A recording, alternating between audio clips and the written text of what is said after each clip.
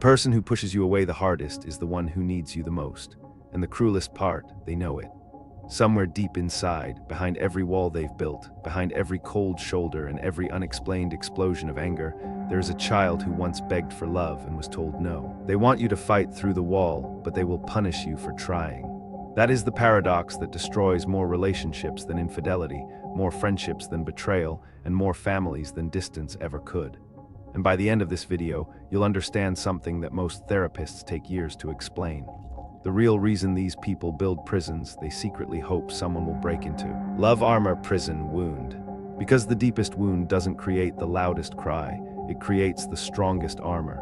And today, we're going to dismantle it piece by piece. What you're about to discover will change how you see every difficult person in your life, including, perhaps, yourself. The invisible wound. Have you ever met someone who seems impossible to love? Someone who rejects every act of kindness, who starts fights over nothing, who disappears right when things start getting good?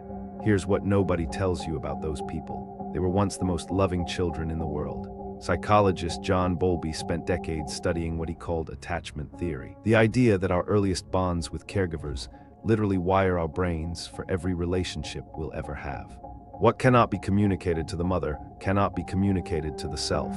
When a child reaches for love and receives silence, neglect, or conditional approval, something breaks inside them. Not dramatically, not visibly. It breaks quietly like a hairline fracture in a bone that never gets treated.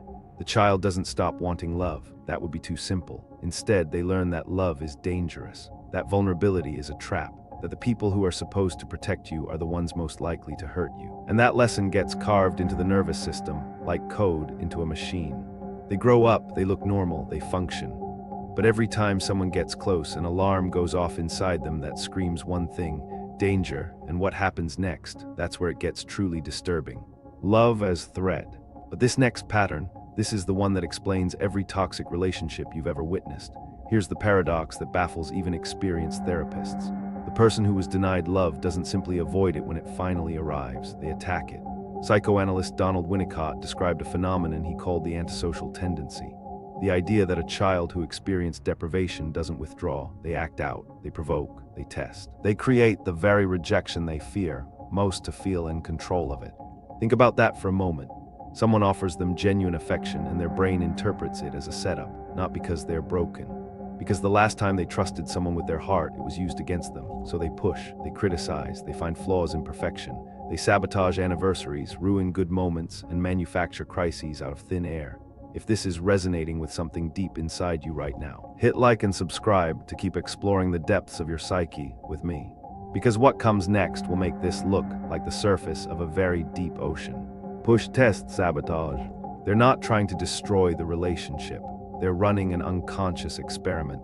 Will you leave like everyone else did? The armor paradox. Now, what I'm about to tell you sounds counterintuitive, but it's been proven in clinical research again and again. The walls these people build are not designed to keep you out. They're designed to see who cares enough to climb over them. Psychiatrist James Masterson spent his career studying what he called the disorders of the self.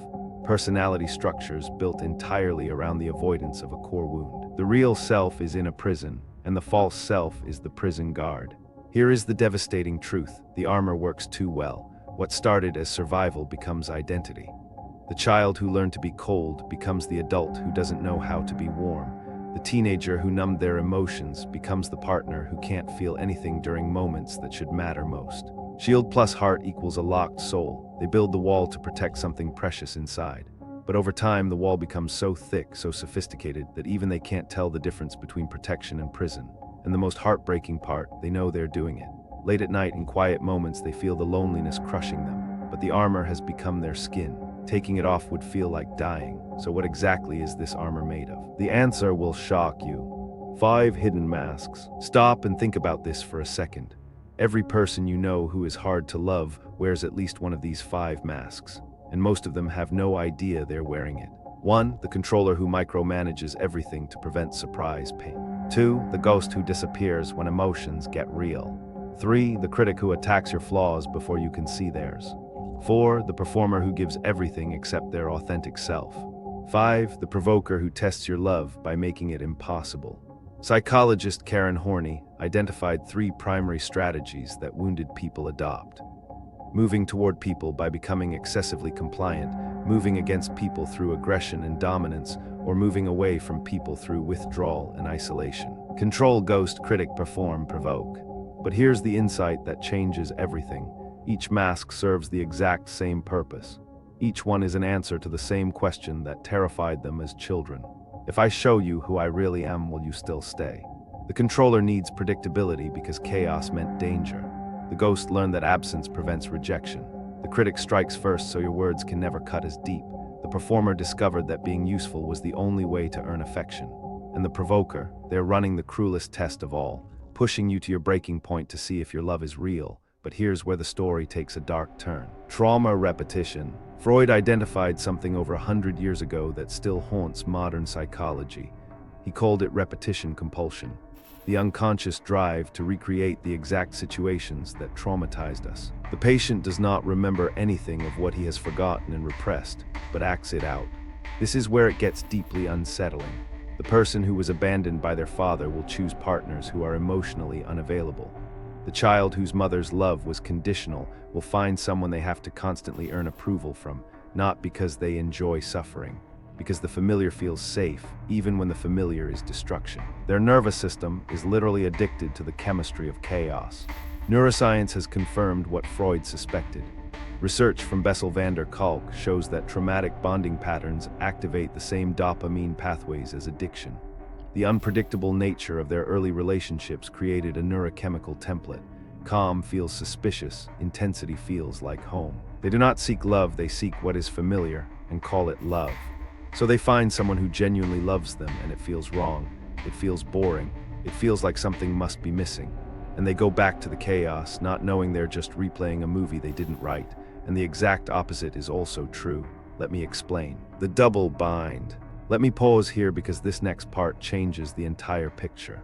There's a concept in psychology called the double bind, first described by Gregory Bateson. It's a situation where you receive two contradictory messages simultaneously, and responding to either one means violating the other. Trapped. This is exactly what happens when you try to love someone with deep attachment wounds. They send you two messages at the same time. Message 1, come closer, I need you, don't leave me. Message 2, stay away, you'll hurt me, I don't need anyone. If you move closer, you trigger their fear of engulfment, the terror that they'll lose themselves inside the relationship. If you pull back, you trigger their fear of abandonment, confirming every belief they have about being unlovable. You literally cannot win. Come close, stay away. This is why loving these people feels exhausting.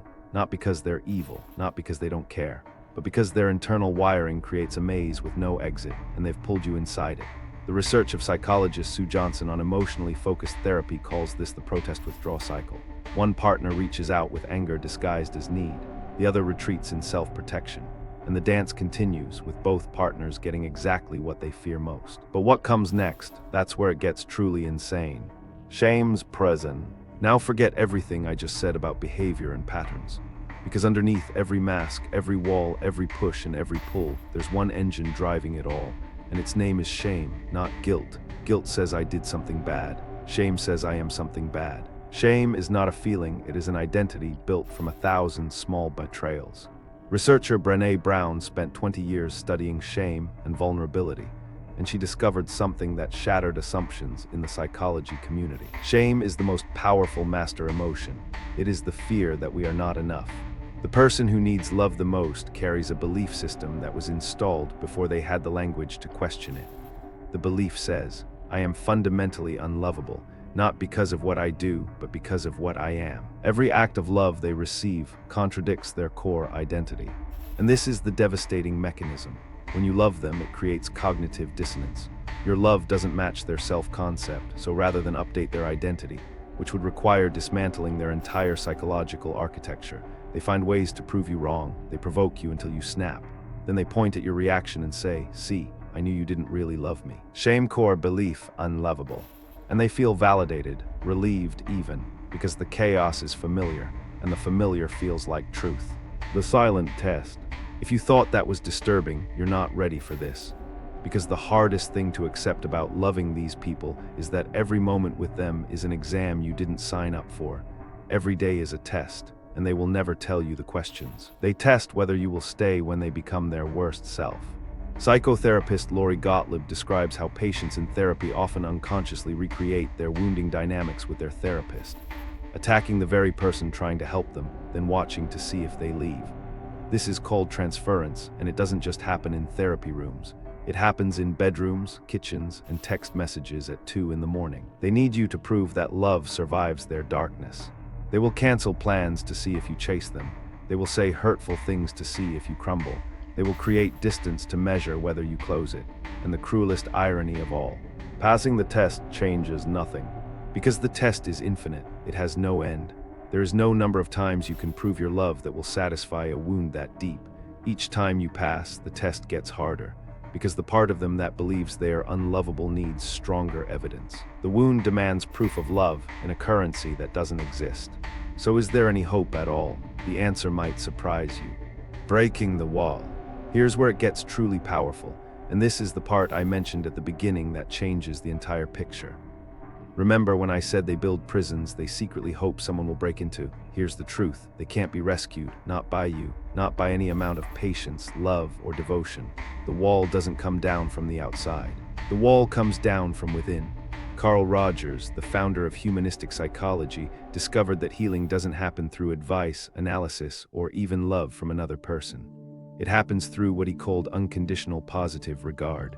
But here's the part people miss. The curious paradox is that when I accept myself just as I am, then I can change. The unconditional positive regard must ultimately come from themselves. No one can love you enough to fill a hole you refuse to acknowledge exists. This is the hardest truth in all of psychology. You cannot love someone into loving themselves. You can hold space. You can be consistent. You can refuse to participate in the test. But the moment of transformation only comes when the person behind the wall makes a choice. The terrifying choice to be seen. Choice seen, hail free. Do you think loving someone like this is heroic or self-destructive? Comment heroic or self-destructive. I genuinely want to know where you stand. Love's real cost. So here we are, at the end of a journey that started with a paradox and ends with a choice. The people who need love most are the hardest to love. Not because they're cruel, but because they were taught that love comes with conditions, and the only way to survive those conditions was to build walls so high that nothing could ever hurt them again. The deepest wound creates the strongest armor and the loneliest soul. But here is what I want you to carry with you. Understanding this doesn't mean accepting abuse. Compassion doesn't require self-sacrifice. You can love someone from a distance. You can understand the wound without volunteering to bleed for it. And if you recognize yourself in this video, if you are the one behind the wall, know this. The wall kept you alive. It served its purpose, but you're not that helpless child anymore. Wall alive, purpose free. You're allowed to take it down brick by brick at your own pace, not because someone demands it, but because you deserve to feel what's on the other side. As Carl Jung himself wrote, "I am not what happened to me. I am what I choose to become." If you made it this far, comment wall down if something in this video finally clicked. Welcome to the Psyche Project. The people who need love most are the hardest to love because love itself became the source of their deepest pain. They built armor so sophisticated that even they forgot what they were protecting. But awareness is the first crack in the wall. Understanding the pattern is the first step toward breaking it, whether you are the one loving someone through their walls or the one hiding behind them. This knowledge changes the equation. You cannot heal a wound you refuse to feel, but you can begin by simply seeing it. Send this to someone who needs to hear it, because sometimes understanding is the first act of love. Welcome to the Psyche Project. If this gave you something to think about, subscribe for more. Understanding yourself is the work of a lifetime.